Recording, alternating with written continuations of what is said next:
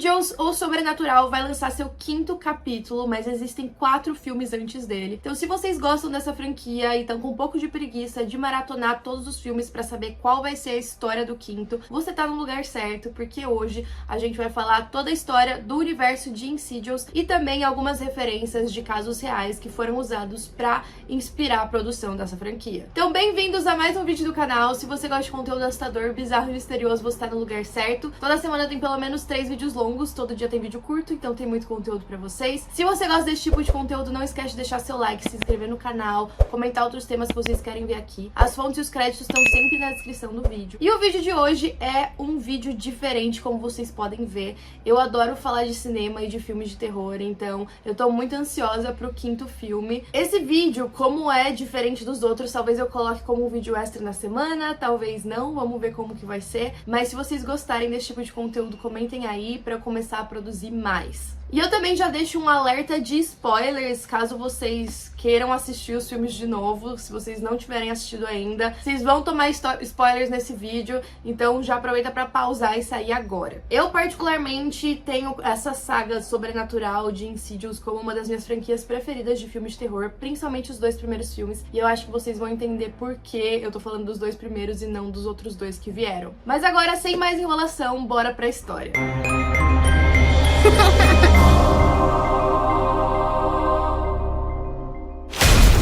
O primeiro filme, Sobrenatural 1 ou Insidious 1, começa como todo bom filme de terror, com uma família se mudando para uma casa assombrada. Logo no começo, a esposa já começa a notar algumas atividades paranormais. Uma música que liga sozinha, objetos se mexendo, mas o marido não parece acreditar naquilo. E aí o filho do casal um dia vai brincar no sótão. Ele sobe por uma escada e aí ele vê algo de relance que faz com que ele caia dessa escada. Quando os pais ouvem o barulho dele caindo, eles vão correndo lá em cima pra acudir o menino, veem que tá tudo bem, ele desce, mas naquela noite tudo muda. Isso porque depois que o Dalton vai dormir, na manhã seguinte, ele não acorda, ele entra em coma. A gente não sabe os motivos do coma, ele é levado pro hospital, os médicos também fazem vários exames, não conseguem explicar pros pais por que ele tá desse jeito, mas ele não tem previsão pra acordar, e basicamente eles falam pra família, olha, vocês vão ter que levar ele pra casa, não tem mais nada que a gente possa fazer aqui no hospital, e é claro que os pais ficam extremamente preocupados. O que os pais não sabem é que naquela queda no sótão ele tinha encontrado uma entidade. E aí a família volta pra casa, eles percebem que aquela casa não vai ser um lugar muito bom pra manter o filho que agora tá em coma, então eles decidem se mudar. A esposa já tava com aquelas atividades paranormais na cabeça, então ela imaginou que se eles se mudassem as coisas iam melhorar. Só que nessa nova casa as atividades continuam, eles começam a ouvir umas músicas ligando do nada, de novo objetos se mexendo, parece que tem alguém observando eles na casa. Então, como uma medida de emergência, eles decidem chamar uma médium paranormal chamada Elisa Raynor. E aí a Elisa vai até a casa da família e, por coincidência, ela se lembra do pai, o Josh. Só que ele não se lembra dela. E aí a Elisa, que é médium, que ela também tem uns dons de ver pelo além, ela faz algumas investigações na casa, tenta ver o que tá acontecendo, e aí ela explica pros pais que o filho deles, o Dalton, tem o dom de projeção astral. Ou seja, isso significa que quando ele tá dormindo, ele viaja pra um outro lugar chamado além. Só que dessa vez ele tinha ido muito longe, a ponto de fazê-lo entrar em coma, porque a alma dele não teria voltado pro corpo. Ele ficou preso lá dentro e aí o corpo dele virou um receptáculo pra todo tipo de coisa. Ou seja, todas aquelas atividades e os espíritos que a família andava vendo são espíritos que estão tentando tomar conta do corpo do Dalton, que agora não tá com a alma mais lá. Essa parte de projeção astral foi inspirada em eventos reais, principalmente durante a Guerra Fria, em que haviam muitos experimentos, principalmente da CIA, que eu já comentei aqui no canal e no podcast, de tentar criar super soldados. Então, eles queriam programar esses soldados para fazer projeção astral e buscar informações confidenciais. Essa técnica foi muito usada e muitas pessoas acreditavam que se você não conseguisse voltar a tempo, você poderia morrer durante uma projeção ou até mesmo entrar em coma. Inclusive, existe um cientista, o nome dele é Robert Antos... ele é russo, tá? O nome dele é muito difícil de pronunciar, vai estar aqui na tela, mas ele teria aprendido projeção astral na Índia. Ele foi o responsável por ensinar a projeção astral para várias outras pessoas. E ele dizia que ele sonhava com uma mulher muito bonita. E aí um dia ele foi para dentro do quarto dele e falou pro colega de quarto não perturbar ele, para deixar ele dentro do quarto, enquanto ele fazia a projeção astral. E aí mais ou menos 3 dias depois o colega foi verificar e ele tinha morrido. Ninguém conseguiu identificar por que ele tinha morrido e algumas pessoas dizem que ele simplesmente decidiu não voltar pro corpo. Enfim, voltando pro filme, o Dalton teria herdado esse dom de projeção astral do pai, o Josh, porque a Elise já teve que ajudar ele quando ele era criança em uma situação muito parecida. Ela precisou ir até o além para recuperar a mente dele. E aí ao longo do filme você percebe que o Josh não tem nenhuma foto dele criança, mas a mãe, a Renee, ela tem. Então até tem uma cena em que ela tá mostrando pros filhos as fotos que eles tinham juntos e ela mostra fotos dela criança, mas não mostra do marido. Inclusive, ela mostra uma foto do casamento dos dois e ela fala, nossa, essa é uma das raras fotos que o Josh deixou tirar dele. Então ele tinha pânico de tirar foto. E até então a gente não entende muito bem o motivo. A mãe do Josh comenta que ele nunca gostou de fotos, mas não fala também por quê. Bom, agora eles precisam de uma solução para recuperar o Dalton do além e como o Josh é a única pessoa que já fez aquilo antes e já teria um dom que estava ali um pouco reprimido, a missão seria dele de recuperar o filho. E aí o Josh vai pro além, eles fazem meio que uma sessão espírita, e aí ele vai andando pelos cômodos da casa, só que agora no além, e é são umas cenas bem sinistras, aparecem várias pessoas, várias almas que estão lá, e a maioria delas tá usando roupas bem antigas, e isso é uma referência à época da Guerra Fria, que eu comentei pra vocês, que tinham vários testes de projeção astral. Nesse filme também toca uma música chamada Tiptoe Through the Tulips, que é uma música romântica, ou pelo menos foi criada pra ser uma música romântica, mas se tornou bem assustadora, inclusive tá em vários vídeos de terror, principalmente vídeos de TikTok. Ela tem uma história sinistra porque o homem que criou essa música, ele morreu enquanto tava performando ela em 1990 e poucos. Ele teve um ataque cardíaco e ele já tinha sido avisado pelos médicos que ele não deveria performar em público, que ele já não tava bem o suficiente pra isso. Ele recusou as ordens e acabou falecendo na frente de uma plateia. E a música que ele tava cantando quando ele faleceu era Tiptoe Through the Tulips. Oh, tiptoe through the window, by the window. O Josh consegue recuperar o Dalton do além, e aí os dois voltam pra casa, e apesar do Dalton ter voltado bem, o Josh parece não ter voltado completamente. O filme tem o jumpscare mais assustador da história, na minha opinião, que mostra aquela entidade que estava tentando tomar conta do corpo do Dalton enquanto ele estava fora. Essa entidade seria muito maligna, um demônio mesmo, que estava pela casa ali, pairando sobre a família, e ele aparece no final do filme. E esse jumpscare mais assustador da história não é só a minha opinião, tá? Parece que fizeram algumas análises e não teve um outro filme que tantas pessoas assustaram ao mesmo tempo como esse. Ainda posso ouvir a voz.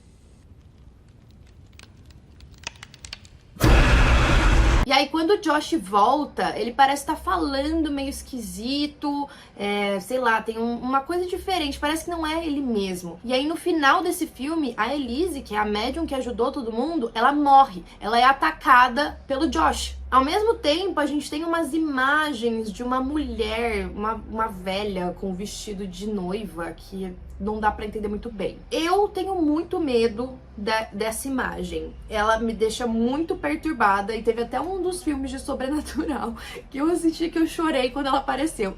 Nossa, eu tenho pânico. Mulheres com roupas de noiva, essas coisas assim, tenho muito medo. Esse filme foi dirigido pelo James Wan, e eu acho ele incrível pra filmes de terror. E aí a gente tem o final do primeiro filme. Agora vamos pra Insidious 2. O segundo filme começa com um flashback pro Josh criança, sendo ajudado pela Elise.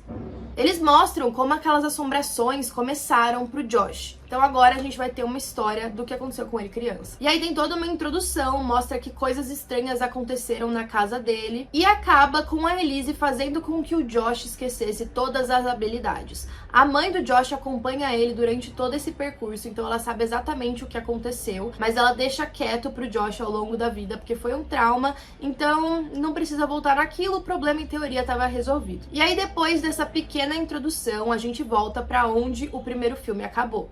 Depois da morte da Elise, a Renee tem que chamar a polícia pra casa pra informar o que aconteceu e eles começam a fazer vários exames pra determinar se o Josh foi responsável pela morte ou não. Não tem uma investigação de fato, a família segue com a vida, só que as assombrações continuam.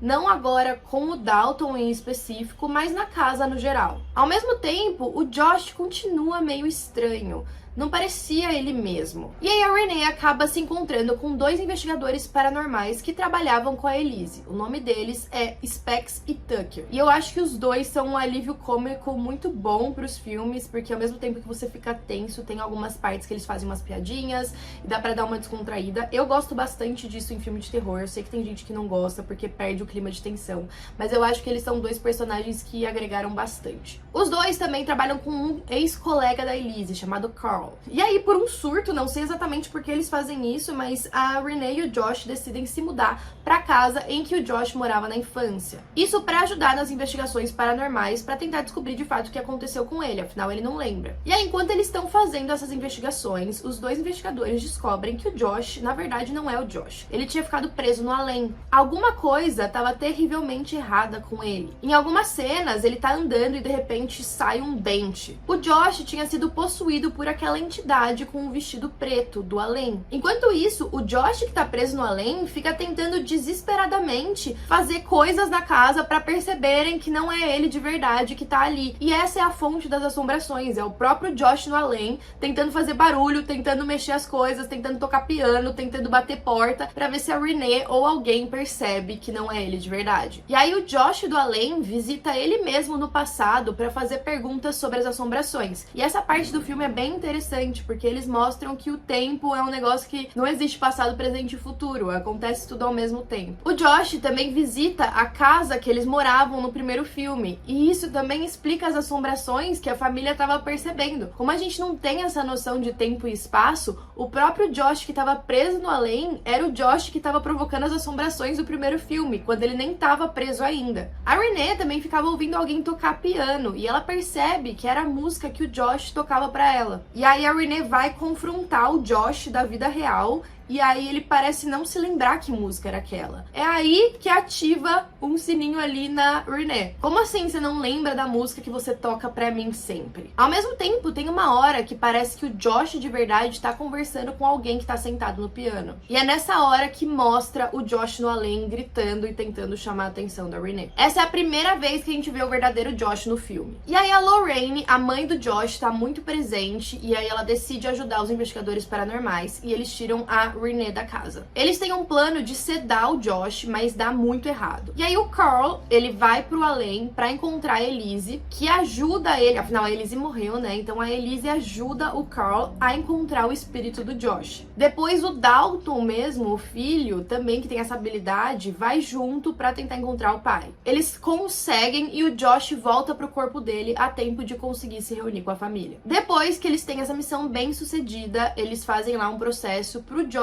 e pro Dalton esquecerem pra sempre o que aconteceu com os dois. Durante esse filme, a gente também tem a história real daquela mulher que tá possuindo o corpo do Josh. A gente vê que nem tudo é o que parece. Era, na verdade, um garoto que teve um passado muito traumático. E aí conta toda a história. Essa parte é bem interessante e até me aliviou o medo que eu sentia dela aparecendo. E a gente também descobre por que o Josh não tirava fotos. Porque toda foto que ele tirava, aquela mulher vestida com um vestido preto aparecia no fundo. Ou seja, isso mostrava que apesar dele ter esquecido do que aconteceu com ele e o problema ter sido resolvido, o espírito dela sempre acompanhou ele durante a vida. E que na verdade o Dalton não era culpado, o que estava acontecendo era para atingir o pai. E aí no fim, algo horrível acontece para deixar uma curiosidadezinha pro terceiro filme. Esses 2 primeiros foram dirigidos pelo James Wan e aí a partir do terceiro muda. No terceiro filme a gente vê uma família aleatória que chama a Elise para ajudá-los com um caso de investigação paranormal e foi essa família que fez com que a Elise voltasse a trabalhar nessa área. Isso porque depois do caso do Josh, ela teve uma experiência tão terrível que ela decidiu parar por um tempo. E aí uma garota chamada Queen vai falar com a Elisa sobre a mãe dela que tinha falecido recentemente. A Elise tenta se comunicar com a mãe dela, mas aí durante esse processo ela parece meio perturbada e fala que não vai ajudar mais. Só que a Queen começa a ter assombrações bizarras e aí ela começa a pedir mais ajuda da Elise, que finalmente decide ajudá-la. A Elise, nessa época, tinha recentemente perdido o marido e também a gente vê como ela conheceu o Specs e o Tuck, que passam a fazer parte da equipe. A Queen morava com o pai e com a irmã. Ele, ao mesmo tempo que tentava fazer de tudo para garantir uma vida boa para as duas garotas, ele também estava extremamente de luto pela esposa falecida. O Alain volta nesse filme e é o momento em que a Elise dá esse nome pro lugar. A gente também vê o Carl contando pra Elise sobre uma mulher que estava assombrando ele. A Elise passa o filme todo falando sobre o marido que faleceu e como ela queria ver ele de novo. Em alguns momentos do filme, ela vê algumas coisas se mexendo, um suéter sendo colocado em cima da cama, que ela acredita que foi o marido do Alain fazendo essas coisas pra mostrar que estava presente. Mas aí o cachorro dela começa a latir e o filme mostra que, na verdade, não é o marido. Esse filme, na minha opinião, foi bem mais ou menos, eu achei que quebrou um pouco a história dos dois primeiros, principalmente porque mudou a família. Eu não sei se a intenção era contar vários casos diferentes e não sei, achei que perdeu um pouco a essência. Até porque nesse filme, a assombração que existe no prédio em que aquela família mora, na minha opinião, é um pouco tosca. De repente eles descobrem que foi um cara que morreu ali no apartamento.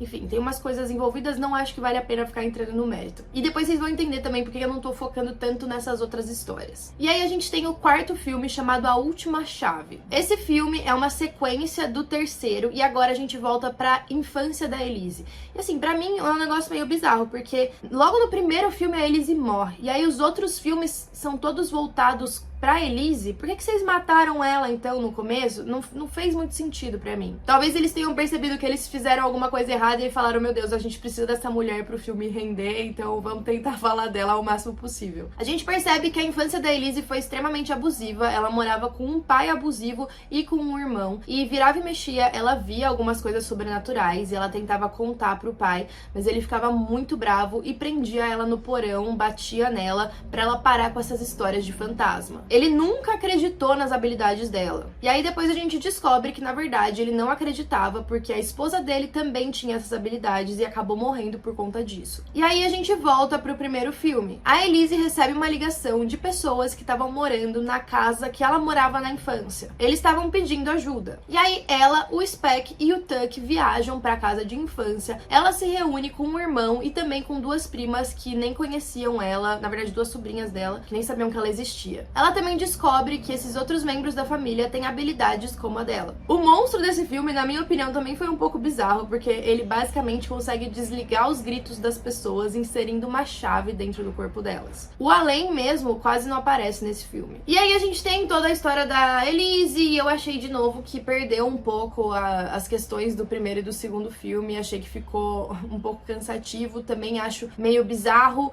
Nessa hora, nesse filme aí, a Elise consegue encontrar a mãe falecida que ajuda ela. Mas agora vamos entender como todos esses filmes se conectam e por que faz sentido. Em ordem cronológica, a Elise, quando criança, vivia perto de uma prisão no Novo México. Ela tinha o dom de se comunicar com fantasmas desde criança, mas o pai não gostava, trancava ela no porão. Uma noite, ela se comunicou com um demônio atrás de uma porta vermelha. Essa porta vermelha aparece muito no primeiro filme e parece ser a porta que o Dalton viu no sótão aquela noite antes dele entrar em coma. Esse demônio coloca a Elise em transe e durante esse transe a mãe dela morre. A Elise continua vivendo com o pai abusivo e com o irmão na casa dela até os 16 anos, quando ela encontra um fantasma na casa. Ela conta pro pai, que não acredita, bate nela de novo e a Elise mostra as habilidades dela pro pai e essas habilidades mostram pro pai como ele vai morrer. Depois disso, ela sai correndo da casa e foge. Depois a gente vai pra Elise adulta e médium, que recebe uma ligação da Lorraine, a mãe do Josh,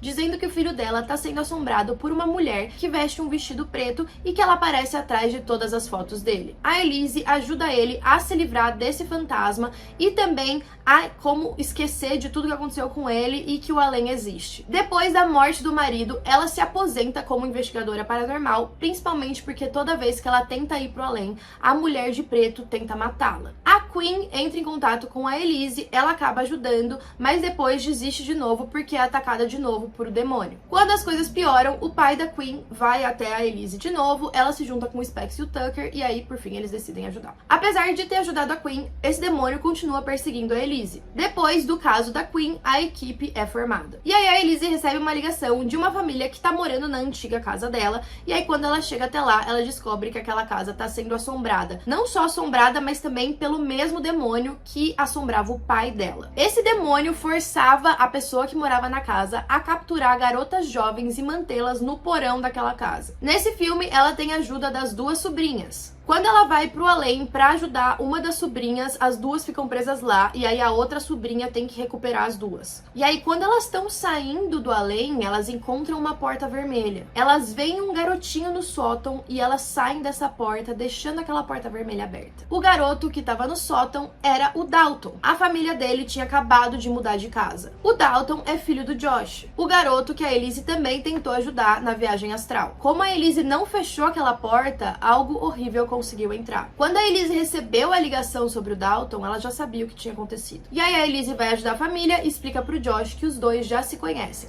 O Josh vê a mulher vestida de preto, ele tenta se livrar dela, mas ao invés disso ele só permite que ela entre no corpo dele. A Elise nota que o Josh não é ele mesmo, então ela tenta tirar uma foto dele. Nessa hora, o demônio quebra o pescoço dela. Agora o Dalton voltou, mas o Josh tá estranho. E ele continua no além, tentando avisar a esposa de que não é ele ali. E aí a gente fecha todo esse ciclo dos 4 primeiros filmes. E agora a gente vai ter o quinto, mas qual vai ser a história dele? E agora, por que eu tô tão ansiosa pro quinto filme? O filme se chama Insidious The Red Door, ou seja, a Porta Vermelha. Não sei se vai ser esse nome que vai ser mantido em português, mas a gente volta pra uma continuação dos 2 primeiros filmes. Então a gente volta pra história do Josh, da Renee e do Dalton. É claro que o filme não saiu ainda, então a gente basicamente tem as informações que aparecem no trailer. O James Wan volta como diretor, então ele vai seguir os 2 filmes que ele já tinha dirigido. E aí no trailer a gente vê o Josh e o Dalton de volta, no que agora se passaram 10 anos. O Josh comenta que o cérebro dele estava meio embaçado, que tinha algumas partes da vida que ele não se lembrava. E ele começa a tentar lembrar, mas ao mesmo tempo que ele tenta lembrar, algumas assombrações voltam. Ele é atacado, às vezes em sonho. E essas coisas só vão aumentando. O Dalton chega até a perguntar pro pai se ele já tinha procurado ajuda. Ao longo dos anos, o pai e o filho tinham se afastado. Eles não estavam com uma relação tão boa. E a Renee, a mãe, tenta sugerir que eles passem mais tempo juntos. Nessa época, o Dalton tá na universidade e ele também começa a ter sonhos estranhos, começa a ter algumas visões. Às vezes ele faz desenhos que ele não sabe o que significam, começando com uma porta vermelha. Ele também se lembra de ter ficado em coma quando era criança, mas não se lembra de ter ficado doente pra entrar em coma. Ao mesmo tempo em que o Dalton tá tendo essas experiências e fazendo desenhos bizarros e assustadores que ele acredita que sejam dicas pro passado dele, o Josh revê as fotos de quando ele mesmo era criança, daquela forma atrás dele em todas as fotos. O Dalton questiona a Renee sobre o que tá acontecendo e ela fala que tem muita coisa que ele não sabe, que tem muitos segredos na família e que ela tinha muito medo de contar isso pra ele. Então, basicamente, parece que a Renee conta pros dois o que aconteceu no passado. Eles começam a ter várias experiências que eles decidem ir atrás pra tentar parar com aquilo de vez. E aí mostra os dois na frente daquela porta vermelha. Então, muito provavelmente, a gente vai ter os dois voltando pro além. A Elise também aparece no trailer, então provavelmente ela vai ter alguma participação, mas no trailer parece que ela tá numa TV, então não sei se eles vão colocar algum vídeo dela pra ela poder auxiliar eles de alguma forma. O Josh comenta que ainda sente que tem algo seguindo eles. E no trailer também aparece aquele demônio do rosto vermelho do primeiro filme que tem o maior jumpscare da história. Então provavelmente a gente vai ter ele de volta e acredito que a gente vai ter também o fantasma do segundo filme. Então eu tô bem ansiosa pra saber como isso vai desenrolar, se eles vão de fato terminar a história nesse quinto filme, se vai ter mais depois, mas enfim, ele estreia em julho nos cinemas. Espero que vocês tenham gostado desse vídeo, espero que vocês tenham lembrado aí do que aconteceu, pra quem já assistiu, ou então, sei lá, tenha deixado um interesse para as pessoas assistirem os outros 4. E é isso, até a próxima!